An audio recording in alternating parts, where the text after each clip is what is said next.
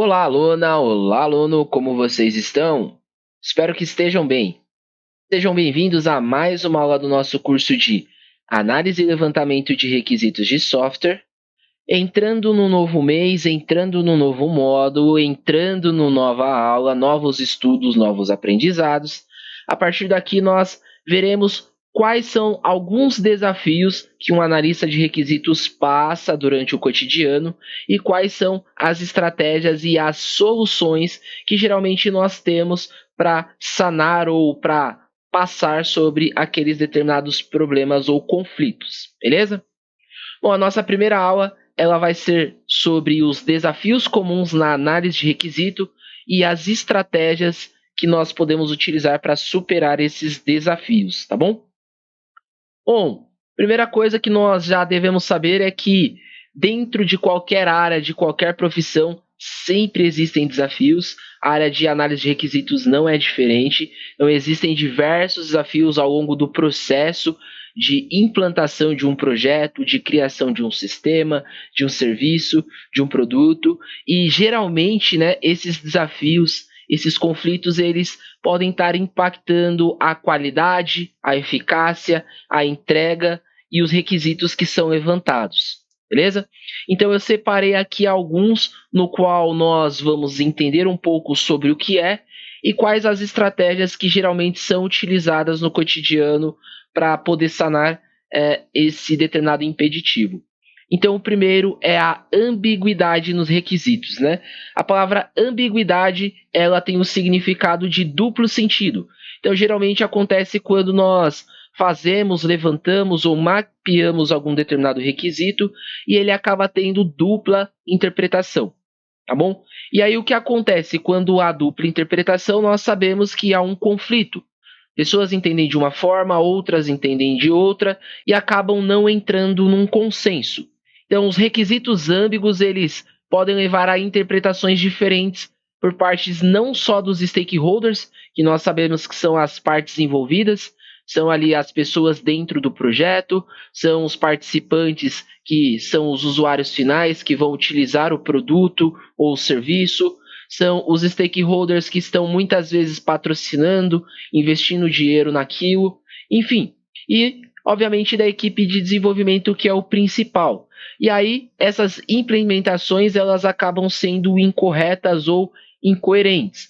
Então, é sempre necessário fazer uma validação antes de tudo, para após o desenvolvimento não ter um retrabalho. E aí, quais geralmente são as estratégias para esse caso? A primeira é o quê? Realizar as entrevistas detalhadas com os stakeholders para esclarecer as dúvidas e obter informações adicionais. Vou colocar aqui um exemplo bem prático. Você fez ali um brainstorm, haviam várias pessoas, todas elas falaram, participaram, você teve um entendimento, todo mundo chegou a um denominador comum e você mapeou tudo o que era necessário. Porém, ao decorrer do andamento do projeto, conforme as coisas forem sendo executadas, acontece de uma pessoa ou outra ter um entendimento diferente daquilo que foi falado no brainstorm. Então, aqui é necessário você realizar uma nova reunião, um novo brainstorm, uma nova entrevista e ter os esclarecimentos. Porque às vezes a pessoa que está falando, ela pode estar com a informação correta, mas a maioria das vezes é ela quem teve o entendimento errado. Então, é necessário tirar essas dúvidas, sanar para todo mundo ficar na mesma página e ter um denominador comum aqui. Beleza?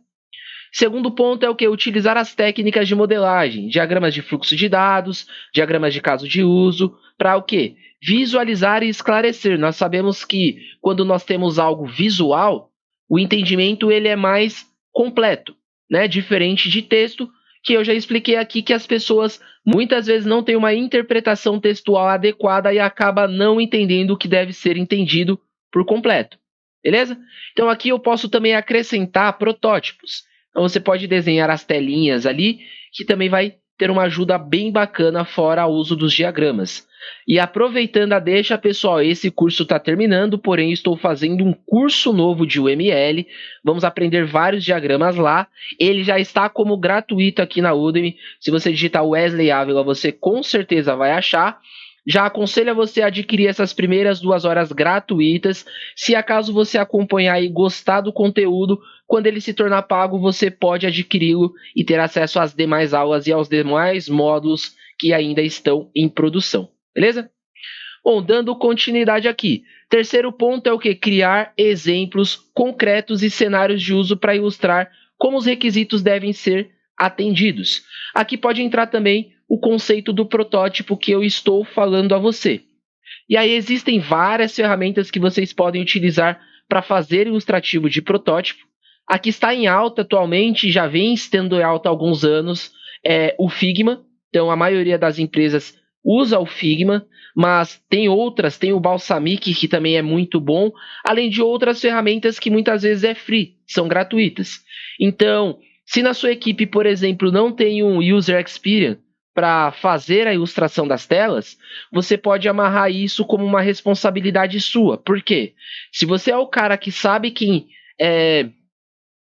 se você é o cara que sabe quais são os requisitos, quais são as regras, o que deve ter ou não ter, quais são as exceções e seguranças do sistema, você também é uma pessoa correta para fazer a ilustração desses desenhos. Então, além do diagrama, você também pode fazer esses protótipos. E aí, caso você não tenha o conhecimento, é necessário buscar o conhecimento em algumas dessas ferramentas de prototipação. Beleza? Mas aqui o resumo para ambiguidade seriam esses 3 pontos que nós levamos em consideração para superar esse problema no caso. Bom, o segundo problema é a falta de envolvimento dos stakeholders. E eu vou confessar aqui para vocês que atualmente onde eu estou trabalhando é uma das coisas que mais tem pegado para mim, tá bom? Por quê? As equipes elas são muito grandes, o projeto ele é enorme e são inúmeras, mas inúmeras áreas envolvidas. Eu vou colocar aqui que, em média, para a integração entre sistemas, tem uns 60 sistemas a serem integrados. Imagina que cada equipe responsável pelos 60 sistemas tem em média de 10, 12, 15 pessoas. E aí, quando nós fazemos reunião, não são todas que acabam participando. E muitas vezes as que precisam participar, as que têm importância no projeto, acabam não entrando. E aí acaba ficando desatualizada, acaba conversando coisas em uma determinada reunião, e aí na reunião seguinte tem que voltar no que foi falado anteriormente porque a pessoa acabou não participando, e assim, gera uma bola de neve, tá? Então, quando os stakeholders não estão suficientemente envolvidos no processo da análise de requisitos, há um risco maior de os requisitos não serem capturados da forma devida. Porque as pessoas que precisam estar lá, que precisam estar acompanhando, que precisam estar participando, que precisam estar interagindo, que precisam estar envolvidas não estão. E acaba sendo uma dor de cabeça. Aí você acaba fazendo, refazendo, lendo, relendo. E aí quais são as estratégias que nós temos para esse caso em específico? Primeira estratégia é estabelecer canais de comunicação claros e acessíveis com os stakeholders, garantindo que eles se sintam confortáveis para expressar as suas necessidades e preocupações. Então, não só esperar em momentos de reuniões, brainstorms, entrevistas, mas ter um grupo separado para o projeto no Teams, ter uma troca de e-mail, fazer atas de reuniões. Então, se a pessoa ela não participou, pelo menos ela vai ter um resumo da documentação. E aí ela vai ter pelo menos um entendimento superficial do que foi falado ali, mesmo ela não tendo participado. E aí talvez ela consiga ficar na mesma página. Segundo ponto, realizar reuniões regulares de acompanhamento com os stakeholders para revisar e validar os requisitos. Eu, geralmente, qual que é o processo que eu faço aqui juntamente com a equipe no qual eu atuo? Nós usamos uma determinada reunião, um brainstorm, para levantar os requisitos. Então, nós entendemos, mapeamos e etc. Trazemos para dentro de casa, fazemos a determinada documentação necessária e na semana seguinte nós fazemos a validação, porque as informações ainda estão quentes, todo mundo está inteirado e sabendo do que está sendo falado, beleza?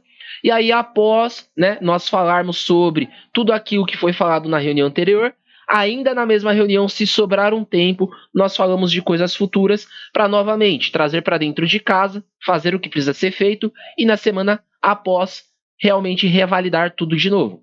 Então fica nesse ciclo. Você faz a reunião, colhe as evidências, coleta informações, traz para dentro de casa, faz tudo o que precisa ser feito e na próxima você revalida e vira esse ciclo habitual até a entrega do projeto.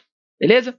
Terceiro ponto, envolvê-los em sessão de revisão de requisitos e prototipagem para obter feedbacks precoce e contínuo. Então, você pode até mesmo utilizar essa reunião de validação, que seria na semana após você ter coletado e trazido para dentro da sua casinha, feito todos os pontos que precisavam ser feitos. Você pode levar junto à validação daquilo que era para ser feito, já apresentações de prototipagem. Então, olha só, sobre o que nós conversamos na reunião na semana passada, os pontos levantados foram XPTO, os requisitos foram ABCD e o protótipo sobre isso é isso daqui, ó. O usuário clicou aqui, vai fazer isso, o usuário acessou aqui, vai fazer aquilo, o usuário passou o mouse aqui, vai exibir isso. Então, tudo isso são estratégias que nós usamos no dia a dia, beleza? Terceiro ponto, requisitos conflitantes, e isso tem bastante em qualquer projeto. Em projetos complexos, é comum encontrar requisitos que entram em conflitos uns com os outros, dificultando a sua implementação simultânea. Então, o que são os requisitos conflitantes? São requisitos que são importantes entre ambos os lados, porém que não são compatíveis entre si. E aqui nós temos algumas estratégias também. Realizar uma análise de impacto para identificar e resolver conflitos entre esses requisitos, priorizando aqueles que são essenciais para o sucesso do projeto. Então, entender dentre os dois conflitantes. Qual é o mais importante? Qual é o que está sendo levado em consideração como premissa? Segundo ponto, facilitar discussões entre os stakeholders para chegar a um consenso sobre as prioridades e necessidades do projeto. Vou dar um exemplo bem clássico aqui, olha só. Você precisa fazer uma integração entre sistemas e você precisa gravar as informações em um banco de dados. E aí, as informações que você tem para gravar no banco de dados, algumas pessoas falam que a informação-chave é o campo ID. Só que outras pessoas falam que a informação-chave é um outro campo que também é em relação a número. Então, assim, são campos conflitantes dependendo do ponto de vista ou da visão das pessoas. E aí tem que chegar-se a um denominador comum e entender qual dos dois campos realmente nós vamos utilizar ali para ser um campo-chave de integração, por exemplo. Então entra nesse consenso de requisito conflitante, porque eu não posso ter dois campos-chave no caso. Ou é um ou é outro. Qual dos dois? Então existe aí o senso do denominador comum para isso. Terceiro ponto, utilizar técnicas de negociação e compromisso para encontrar as soluções que atendam às necessidades de todos os envolvidos. Então aqui as negociações e compromisso literalmente é a parte profissional, você se comprometer a fazer, se comprometer a ir atrás de informações, se comprometer a trazer pessoas que talvez tenham a solução para que você e os envolvidos tenham aí um melhor aproveitamento de tudo isso. E agora o nosso quarto problema são as mudanças consistentes e todos os projetos vai haver, não importa se você faz tudo de forma minuciosa ou não. Sempre haverão requisitos. Muitas vezes muda a arquitetura, muitas vezes muda o sistema, muitas vezes muda a linguagem de programação que vai ser utilizada, muitas vezes muda o banco de dados, muitas vezes muda a infraestrutura que vai comportar aquilo, muitas vezes muda aonde que isso vai ser armazenado, às vezes era cloud e foi para um on-premise, um servidor físico, enfim, são inúmeras as coisas que podem ser mudadas. A mesma coisa dentro do sistema, aqui eu estou falando de arquitetura, de infraestrutura, de composição, mas às vezes dentro propriamente da interface. O botão do sistema era do lado esquerdo, e aí por um acaso alguém falou que fica melhor embaixo, aí você tem que mudar. O sistema tinha um botão na cor vermelha e o botão era quadradinho. Alguém falou que é mais bonito azul com as bordas arredondadas.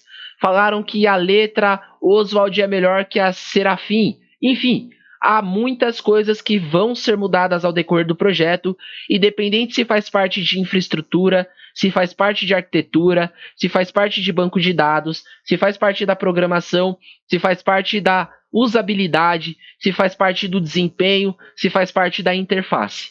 Beleza? E aí as estratégias que nós temos. Implementar um processo robusto de gerenciamento de mudanças para avaliar, registrar e controlar as alterações, ou seja, os versionamentos que a gente já estudou bastante nas aulas anteriores. Segundo ponto, manter uma documentação clara e atualizada dos requisitos, facilitando a rastreabilidade e o entendimento de mudanças. Então, aqui a parte da documentação. Falamos em aulas anteriores que existem ferramentas que melhor mantêm um controle que as pessoas envolvidas possuem acesso ao invés de um Word que você tem propriamente só na sua máquina. Então você pode usar um Gira, pode usar um Trello, pode usar um Molden, entre outras ferramentas. Isso depende da empresa e o que ela está disposta a arcar e te dar para você poder exercer o seu trabalho. Terceiro ponto, estabelecer uma cultura de flexibilidade e adaptação dentro da equipe, preparando-a para lidar de forma eficaz com essas mudanças. Então aqui é interessante já desde o início informar os envolvidos que vai haver mudanças, mencionar sobre eles como que essas mudanças vão acontecer, onde vai ser possível visualizar como era e como está o antes, o agora e o futuro, né? Passado, presente e futuro, como era, como está, como vai ser, enfim. Então vocês, todos os envolvidos, principalmente a sua equipe interna, quem está atuando diretamente, precisa estar na mesma página quanto a esses informativos, tá bom? Conclusão geral da aula. A análise de requisitos ela pode ser um processo desafiador e nós sabemos o quanto, né? Afinal, já são 11 horas de curso, nós falamos sobre tudo isso desde a primeira aula. Mas com a estratégia certa é possível superar qualquer obstáculo e garantir que os requisitos capturados atendam às necessidades e expectativas dos stakeholders. Ao enfrentar os desafios com transparência, comunicação eficaz e uma abordagem colaborativa, é possível garantir o sucesso do projeto de software. Beleza? Então vocês podem anotar tudo isso daqui num papelzinho de pão, caderno e caneta na mão. Como eu já mencionei em aulas anteriores, é muito melhor e muito mais gostoso você estudar em qualquer lugar que você possa, ao invés de ficar preso à frente do computador. Então anotem o que vocês acharem necessário, que vocês acharem importante de ser absorvido e de colocar em prática no dia a dia. E à medida que vocês quiserem e puderem estudar, vocês estudem aí na casa de vocês, seja numa varanda, numa rede, deitado num tapete. Deixe os estudos de uma forma mais prazerosa e gostosa para vocês. Vou ficando por aqui, a aula já ficando muito extensa. Me despeço de vocês, fiquem com Deus, até breve.